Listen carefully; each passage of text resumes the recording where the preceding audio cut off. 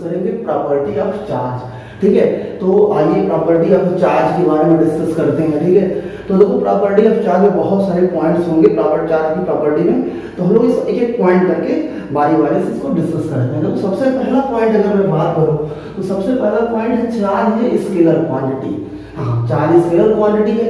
ठीक है, तो चार्ज स्केलर क्वांटिटी कैसे? क्योंकि ये नंबर है, एक्चुअल में क्या है, नंबर है, नंबर ऑफ इलेक्ट्रॉन या प्रोटॉन या डिफिशियंसी आप बोल सकते हैं, डिफिशियंसी ऑफ इलेक्ट्रॉन या प्रोटॉन को रिप्रेजेंट करता है चार्ज। जैसा मैंने आपको पॉजिटिव और नेगेटिव चार्ज के बारे में डिस्कस करके बताया था, तो charge scalar quantity actually represent the number. ठीक है, तो एक चीज और क्लियर हो गया, अगर ये नंबर को रिप्रेजेंट करता है, डिफिशियंसी ऑफ इलेक्ट्रॉन या डिफिशियंसी ऑफ प्रोटॉन को रिप्रेजेंट करता है, तो इसका मतलब क्या है, चार्ज को हम आसानी से ऐड या सब्ट्रैक्ट कर सकते हैं। ठीक है, मतलब एक सिंपल अलजेब्राइक मेथड से हम चार्ज को ऐड भी कर सकते हैं और सब्ट्रैक्ट भी कर सकते हैं। चार्ज कैन बी एडेड और subtracted by using simple algebraic method because it is a scalar quantity. Okay, now we are getting towards the second point, charge is transferable.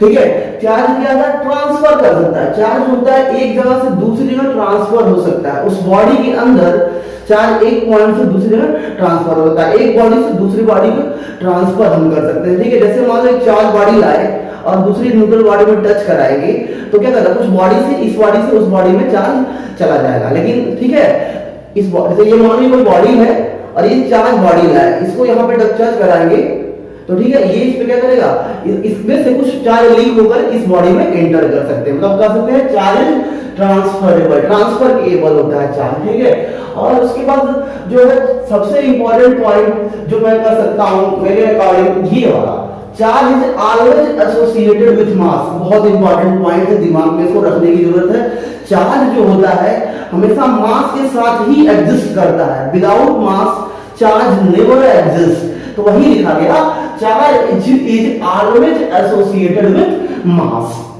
ठीक है, तो इसका मतलब आपको क्लियर हो रहा होगा कि अगर कहीं चार्ज दिख रहा है तो उसका मतलब क्या, उसके साथ मास है, वो अंडरस्टैंडेबल है। ठीक है, लेकिन ये जरूरी नहीं है कि अगर किसी बॉडी के पास मास है तो चार्ज भी हो। ध्यान से सुनिएगा, अगर किसी बॉडी के पास मास है इसका कतई ये मतलब नहीं है उसके पास चार्ज हो, लेकिन अगर किसी बॉडी के पास चार्ज है तो इसकी गारंटी है कि उसके पास मास होगा। ठीक है, तो ये पॉइंट थी जो charge always associated with mass. ठीक है, अब नेक्स्ट पॉइंट है charge is invariant. Charge is invariant कहने का मतलब क्या है, इनवेरिएंट मतलब ये वेरी नहीं करेगा। ठीक है, ये वेरी नहीं करेगा, मतलब ये फ्रेम ऑफ रेफरेंस पे डिपेंड नहीं करता। ठीक है, ये स्कूल में है, ये सड़क पे है, ये चंद्रमा पे है। ठीक है, इसकी स्पीड 10 किलोमीटर है, इसकी स्पीड 100 किलोमीटर पर सेकेंड है, पर आवर है, ये इस पे डिपेंड नहीं करता। तो चार्ज जो है फ्रेम ऑफ रेफरेंस कहते हैं हम लोग क्या कहते हैं, फ्रेम ऑफ रेफरेंस। जैसे आप स्कूल में होते हैं तो एक अलग फ्रेम होता है जहां पे टीचर आपके गार्जियन होते हैं। ठीक है, घर पे पहुंचते हैं तो अपने मम्मी पापा से मिलते हैं तो मम्मी पापा वाला फ्रेम है। ठीक है, उसी को फ्रेम ऑफ रेफरेंस कहते हैं। थ्री क्वाड्रेंट सिस्टम इस टाइम है ना, तो फ्रेम ऑफ रेफरेंस पे डिपेंड नहीं करता, मतलब स्पीड पे डिपेंड नहीं कर सकता। ठीक है, तो वही बोलते हैं चार्ज इज इनवेरिएंट। इसका मतलब सीधे समझ जाइएगा, charge does not depends on frame of reference. ठीक है, it's value does not changes whatever B its speed. इसकी वैल्यू कभी चेंज नहीं होगी, इसकी स्पीड कितनी भी हो, चाहे किसी भी फ्रेम ऑफ रेफरेंस में हो। ठीक है, तो ये हो गया next point, charge is invariant. ठीक है, तो ये देखिए तो बहुत आसान पॉइंट्स हैं जो कि आपको दिमाग में होने चाहिए। सिमिलर चार्ज रिपल, तो सीधे सीधे ऐसे सिंबल में बना दूं, सिमिलर चार्ज रिपल का मतलब प्लस प्लस अगर है तो इनके बीच में दुश्मनी होगी। क्या होगी, दुश्मनी। ठीक है, नेगेटिव नेगेटिव है तो भी क्या होगी, तो भी ये दुश्मनी कायम रहेगी। तो similar charge repels each other, एक दूसरे से दूर जाते हैं। एक नेचर के चार्ज, सेम नेचर के चार्ज एक दूसरे से दूर हो जाते हैं। ठीक है, और उसी तरह से अगर दोनों का नेचर अपोजिट है, दोनों चार्ज का नेचर अपोजिट है, तो dissimilar charge attract each other. तो dissimilar charge attract each other मतलब बोल सकते हैं अगर दोनों की क्या है, एक पॉजिटिव है और एक नेगेटिव है, तो इनमें क्या होगी, दोस्ती हो जाएगी। क्या हो जाएगी, दोस्ती। ठीक है, या नेगेटिव पॉजिटिव है तो भी क्या बोल देंगे हम कि इनके अंदर दोस्ती कायम है। ठीक है, तो ये आप समझ सकते हैं। तो यही चीज मैंने यहाँ पॉइंट में आपको कर दिया है, similar charge ripple and dissimilar charge attract. ठीक है, ये बात हो गई सिमिलरिटी और डिसिमिलरिटी की, लाइक चार्ज और अनलाइक चार्ज की। ठीक है, अब जो इंपॉर्टेंट पॉइंट है, जैसे कि बात करनी है, चार्ज जब रेस्ट में होता है तो कैसी प्रॉपर्टी शो करता है, और जब चार्ज मोशन में होता है तो कैसी प्रॉपर्टी शो करता है। ठीक है, तो उसको भी मैंने डिस्क्राइब किया इस पॉइंट में। देखो पहला पॉइंट, ठीक है, ये लास्ट वाला पॉइंट, जब चार्ज रेस्ट में होगा, जब हमारा चार्ज क्या होगा, रेस्ट में होगा, तो ये सिर्फ और सिर्फ इलेक्ट्रिक इफेक्ट को प्रोड्यूस करता है। तो जब कोई चार्ज रेस्ट में है, स्टैटिक पोजीशन पे है, तो क्या बनाता है, वो इलेक्ट्रिक फील्ड बनाता है, इलेक्ट्रिक इफेक्ट को जनरेट करता है। ठीक है, इसका मतलब रेस्ट में होने का मतलब, देखो मैंने यहाँ पे फिर से समझा भी दिया है कि रेस्ट होने का मतलब विजिबल वेलोसिटी क्या है, जीरो। ठीक है, जब कोई चार्ज रेस्ट में, वेलोसिटी जीरो। कैसा इफेक्ट प्रोड्यूस करेगा, तो प्रोड्यूसेस इलेक्ट्रिक फील्ड बनेगी।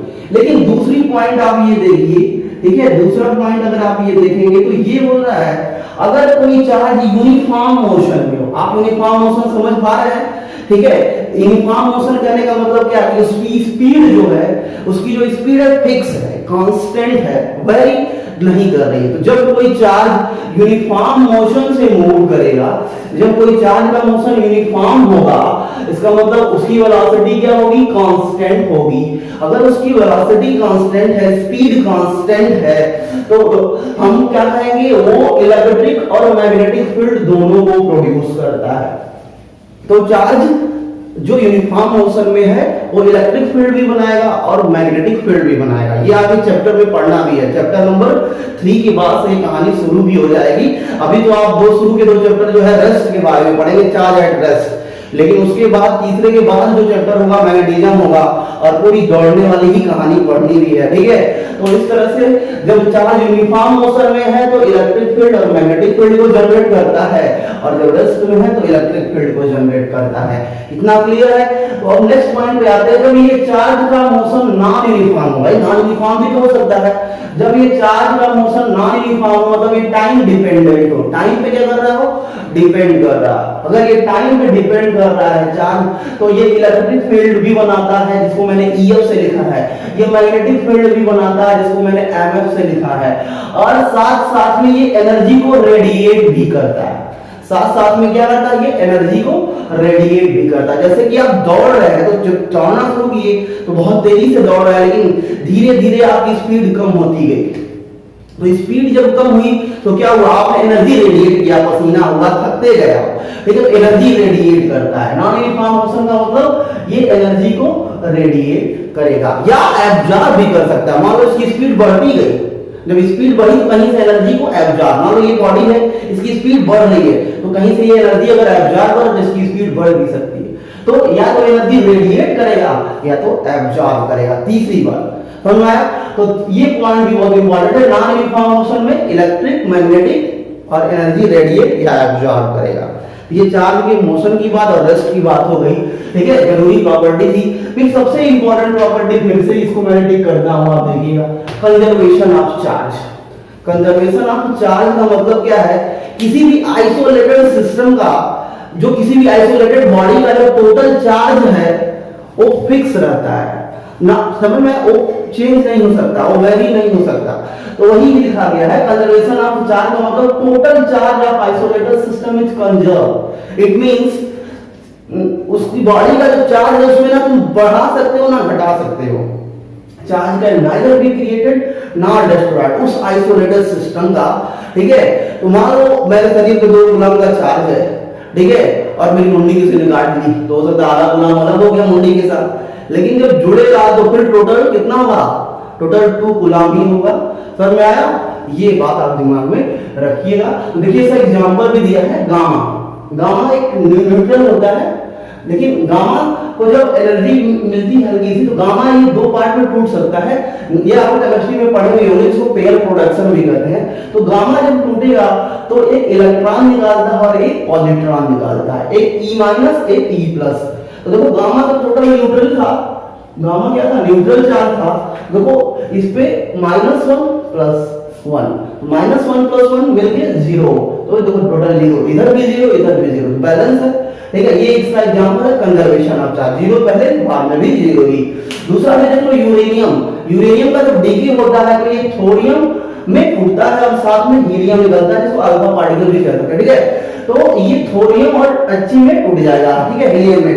तो देखो ध्यान से, अगर आप कैलकुलेट करके देखो तो 238, 234 और 4, तो देखो टोटल इधर 238 था, तो इधर क्या हुआ, 238 इधर था, इधर 234 और 4 दोनों को ऐड करो तो 238 आ रहा है कि नहीं आ रहा। इसका मतलब क्या हुआ, चार्ज क्या है, दो पार्ट में बढ़ गया, लेकिन नेट जो उसकी वैल्यू है वो कंजर्व है, फिक्स है। ये सारे इसके एग्जांपल हैं, ये आप लिख लीजिएगा तीनों, ठीक है, समझ में आया। तो ये हो गया कंजर्वेशन ऑफ चार्ज की बात। अब फिर एक और इंपॉर्टेंट प्रॉपर्टी है जिसको बोलते हैं हम quantization, quantization of charge. Quantization of charge हमें ये बताता है बच्चों कि किसी भी बॉडी में जो कुल फ्री चार्ज है, फ्री चार्ज मतलब जो मूव कर सकते हैं, ध्यान से सुनिएगा, किसी बॉडी का जो कुल free charge, all free charges के बारे में जानकारी देता है, ठीक है। और ये बताता है कि ये जो total number of free charge होते हैं वो बेसिक यूनिट ऑफ चार्ज के इंटीग्रल मल्टीपल होते हैं, बेसिक यूनिट ऑफ चार्ज के इंटीग्रल मल्टीपल होते हैं। और जो बेसिक यूनिट ऑफ चार्ज है बाबू वो कुछ और नहीं, वो आपका ई है। ये जो ई दिख रहा है यही है बेसिक यूनिट ऑफ चार्ज, ठीक है।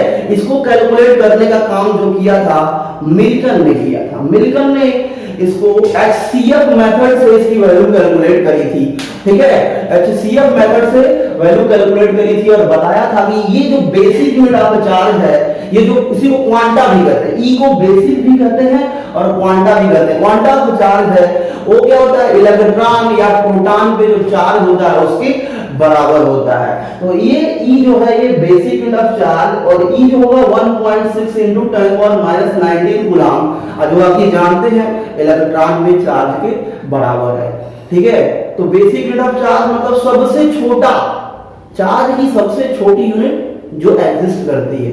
तो आपके दिमाग में आएगा कि n बराबर आप ले रहे हैं +-1 +-2 +-3, ठीक है, क्योंकि ऐसे बहुत सारे पार्टिकल पाए जा रहे हैं। जैसे कार्क है, कार्क एक ऐसा पार्टिकल है जिसके पास +-2/3 ई है, जिसके पास जो चार्ज है वो कितना है, +-2/3 ई है। ये कार्क के पास है +-1/3 ई है, ठीक है। तो इसके बारे में क्या जानकारी, ठीक है, +-2/3 ई है, +-1/3 ई है, तो इसके बारे में क्या जानकारी, ठीक है। तो ये इसके बारे में जानकारी मैं आपको दे दूं, ये पार्टिकल एग्जिस्ट जो करता है सही है, ठीक है, जो कि ई से छोटा चार्ज होगा, लेकिन ध्यान देना ये जो कार्क, न्यूट्रिनो, एंटी न्यूट्रिनो जिन पे जो चार्ज है +-2/3 +-1/3 ई है, ये फ्रीली एग्जिस्ट नहीं करते।